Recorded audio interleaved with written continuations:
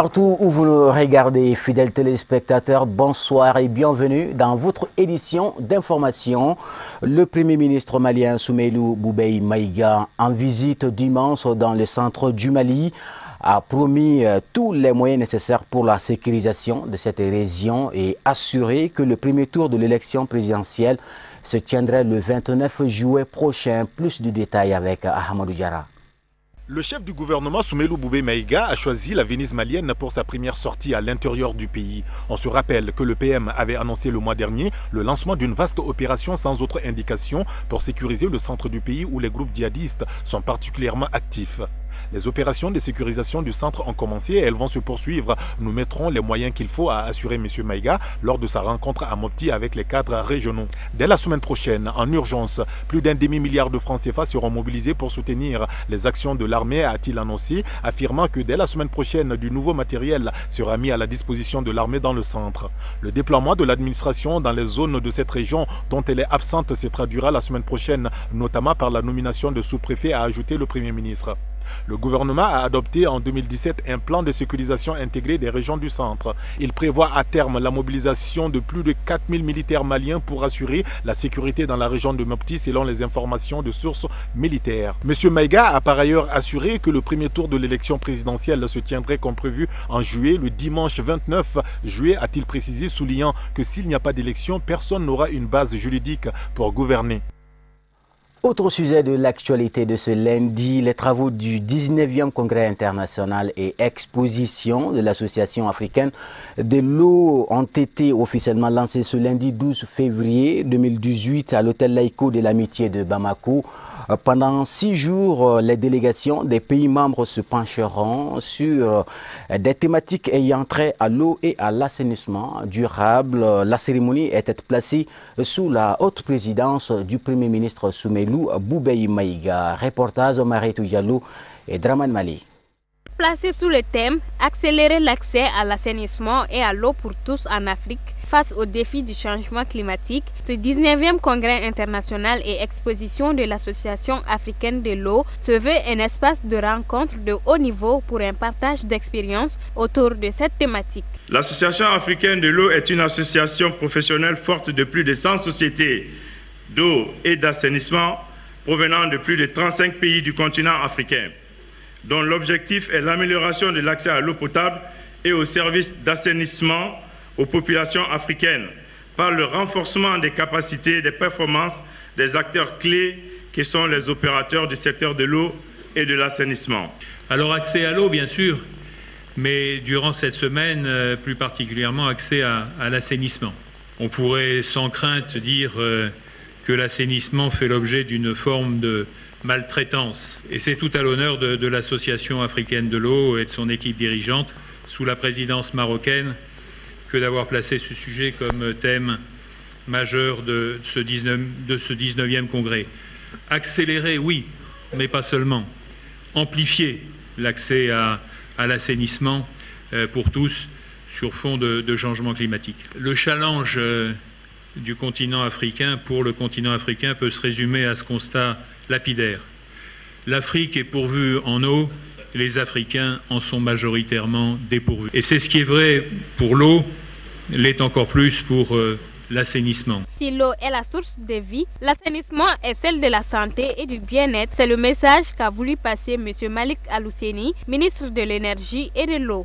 Le 19e congrès de l'Association africaine de l'eau sera marqué de rencontres de haut niveau pour faire le point des expériences des pays et organismes participants, ainsi que celle du Mali sur les problématiques de l'accélération de l'accès à l'eau potable et à l'assainissement dans un contexte évident de changement climatique.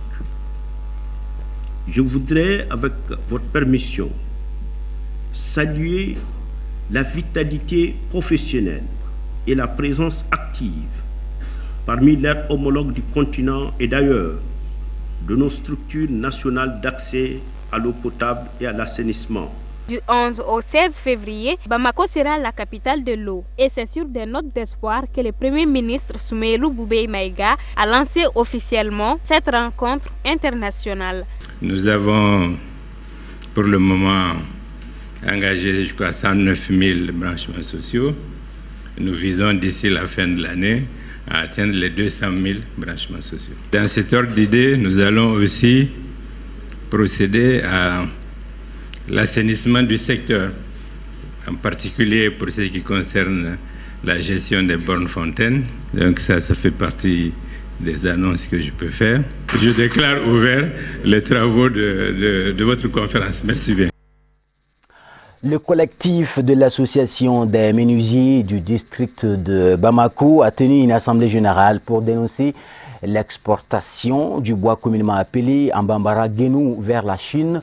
Selon les membres du collectif, cette pratique vise à favoriser sur le marché malien l'art chinois au détriment de l'expertise malienne. Par conséquent, il invite les autorités à plus de responsabilités. Suivez quelques propos recueillis par notre équipe de reportages. Le but de la réunion, c'est le problème d'exportation du bois du Mali, ce bois appelé Guénou. C'est un bois spécial qui est bien dans la confection des meubles et dans la confection des statues dans tous les domaines. Un bois recherché et qui est exporté à partir de la Chine, du Mali vers la Chine. Notre combat aujourd'hui consiste à arrêter ce travail-là et que désormais ce bois revienne à la population malienne, aux menuisiers du Mali. Nous demandons aux autorités d'arrêter ce trafic, comme on peut l'appeler comme ça, parce que c'est comme un trafic, parce que nous sommes privés. Nous les menuisiers, nous sommes capables de le faire. Récemment, nous avons fait une foire qui a une renommée internationale. Tout le monde a vu les meubles que les artisans maliens ont pu faire. Donc les menuisiers maliens sont capables de faire tout et de construire toutes sortes de meubles à travers, pour fournir l'administration même. Parce qu'un de nos anciens ministres, Premier ministre a dit qu'il ne veut plus voir des meubles chinois dans l'administration. Et deux autres ministres, encore Premier ministre, je vais citer notamment Tatamli et je vais citer aussi Moussa Mara, qui ont cité ça. Donc ça veut dire quoi? Nous sommes capables de fournir l'administration en toutes sortes de meubles, nous sommes capables de fournir la population en tous équipements et toutes sortes d'équipements pour tous les bureaux et tous les domiciles. Après cette information, nous allons passer en action. Ça veut dire que nous allons passer par les différents ministres concernés et ensuite procéder à des marches et procéder à des sittings jusqu'à l'aboutissement de nos objectifs. C'est un problème qui perdure. Chaque ministre qui vient au niveau de l'environnement amène ses textes et ses accords. Nous, on ne sait pas, on n'est pas impliqués. Nous voulons désormais que ça s'arrête. Il faut que les Maliens comprennent que c'est en se donnant la main, en faisant confiance à nous-mêmes, que nous pouvons relever tous les défis. Et puis, actualité politique dans votre journal. C'est le terrain de football de Djelibougou qui a servi des cadres pour la rentrée politique de l'Alliance pour la solidarité au Mali, convergence des forces patriotiques ASMA, CFP. Les militants et sympathisants ont massivement répondu présents à ce grand rendez-vous du parti. C'était le samedi dernier, 10 février 2018. Reportage d'Abdul Karim Sakou. Abdoulaye Sogodogo.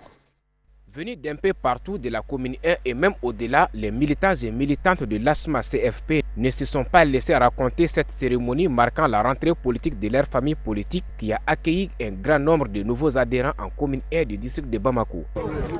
C'est leur engagement pour la gestion de la crise malienne. C'est leur détermination pour unir l'ensemble du Mali. Unité, travail et solidarité. Notre soutien au président, parce qu'aujourd'hui il est Premier ministre. Premier ministre, ça veut tout dire. Donc aujourd'hui nous souhaitons l'accompagner, le soutenir pour que, en tout cas, les missions qui ont été confiées puissent atteindre à hauteur de souhait.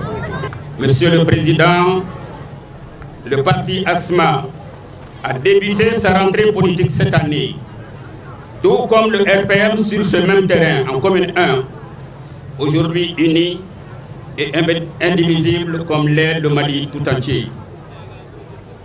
Bonne chance au parti ASMA.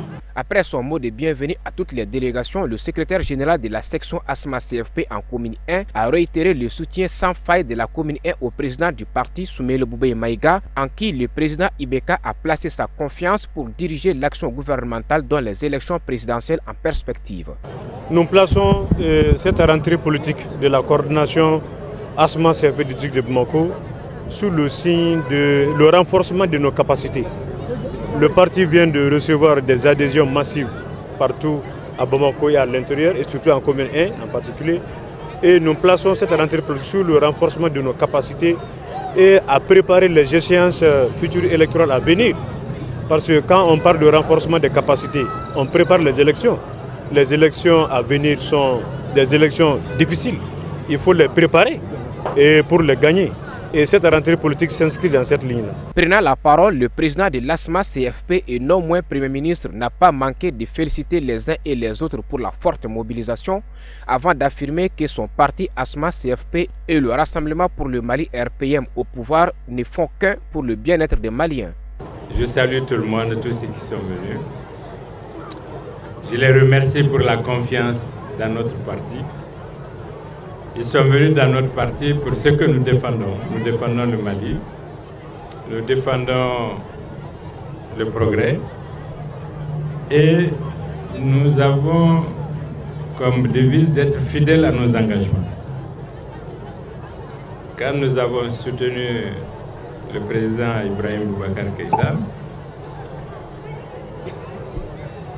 ce n'est pas parce qu'on savait qu'il allait gagner, mais à l'époque d'ailleurs, il n'était pas cité parmi les favoris. On a dit on le soutient parce que nous avons confiance en lui. Nous travaillons pour le pays, nous avons confiance en nous-mêmes. Et donc bienvenue à ceux qui ont rejoint le parti. Continuons de travailler avec nos alliés et en commun comme ailleurs. Notre premier allié c'est le RPM. Je le dis très clairement, notre premier allié c'est le RPM. Nous avons le même combat. Nous sommes mobilisés pour la même politique. C'est ça le plus important. Et nous devons travailler à résoudre nos difficultés.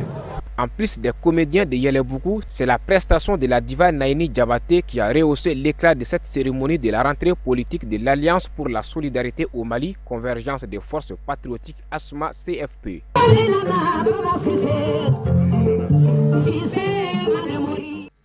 Belle cérémonie et voici l'essentiel de l'actualité sur la scène internationale. En bref et en images commenté par Abdul Karim Sako.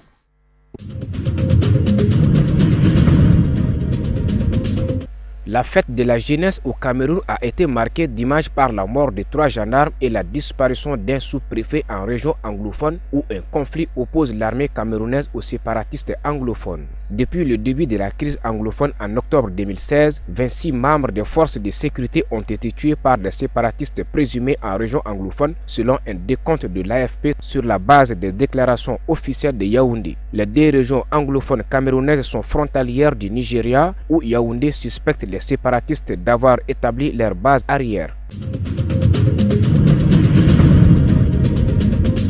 La nouvelle chef de la mission des Nations Unies en République démocratique du Congo, l'Algérienne Leila Zerouki, a pris ses fonctions dimanche dans un climat de tension. En plus de la mission de soutenir le processus politique et d'assurer la protection des civils, Mme Zerouki devrait offrir ses bons offices en vue de l'application intégrale de l'accord politique du 31 décembre 2016. L'accord pouvoir-opposition conclu sous la médiation de l'épiscopat congolais énonce les principes généraux concernant la tenue des élections, le transfert pacifique du pouvoir et la consolidation de la stabilité en RDC. Rappelle le communiqué. Mme Zerouki, qui a déjà exercé entre 2008 et 2012 comme adjointe au chef de la MONUSCO, prend ses fonctions sur fond d'une tension larvée avec les autorités. Le président congolais Joseph Kabila avait récemment sévèrement critiqué la MONUSCO et l'avait accusé de n'avoir neutralisé aucun groupe armé. Plusieurs milliers de personnes ont manifesté dimanche à Niamey pour demander l'abrogation de la loi de finances 2018 qu'elle juge antisociale. Les manifestants, aussi nombreux que lors de leur précédente action le 28 janvier, ont défilé dans les rues puis tenu un meeting devant le Parlement qui a voté cette loi à une écrasante majorité fin novembre 2017. Fin octobre, une manifestation contre la même loi de finances avait dégénéré en émeute au cours desquelles 23 policiers avaient été blessés selon le ministère de l'Intérieur. Le principal organe de décision du Congrès national africain ANC, le parti au pouvoir en Afrique du Sud, se réunira d'urgence lundi, a indiqué dimanche la formation alors que les négociations pour obtenir un départ anticipé du président Jacob Zuma s'éternisent. Le nouveau patron de l'ANC, Cyril Ramaphosa, a engagé depuis plusieurs jours des négociations directes avec le très controversé président Jacob Zuma pour discuter de la transition politique. L'ANC avait promis jeudi une conclusion imminente de ces tractations avant d'appeler 2 jours plus tard à la patience. Une réunion du Conseil national exécutif NEC est prévue ce lundi à Pretoria. Interrogé dimanche sur le statut de ces discussions, Kusela Diko a affirmé qu'elles étaient productives et fructueuses. M. Ramaphosa tente d'obtenir au plus vite le départ du très encombrant président Zuma, empêtré dans une litanie de scandales qui pourraient coûter cher à l'ANC aux élections générales de 2019. Le 4 février, la direction de l'ANC avait enjoint au chef de l'État de démissionner, un appel qu'il avait rejeté d'un revers de la main. Le NEC est en mesure de rappeler M. Zuma ce qu'il avait déjà fait en 2008 avec le président Thabo Mbeki.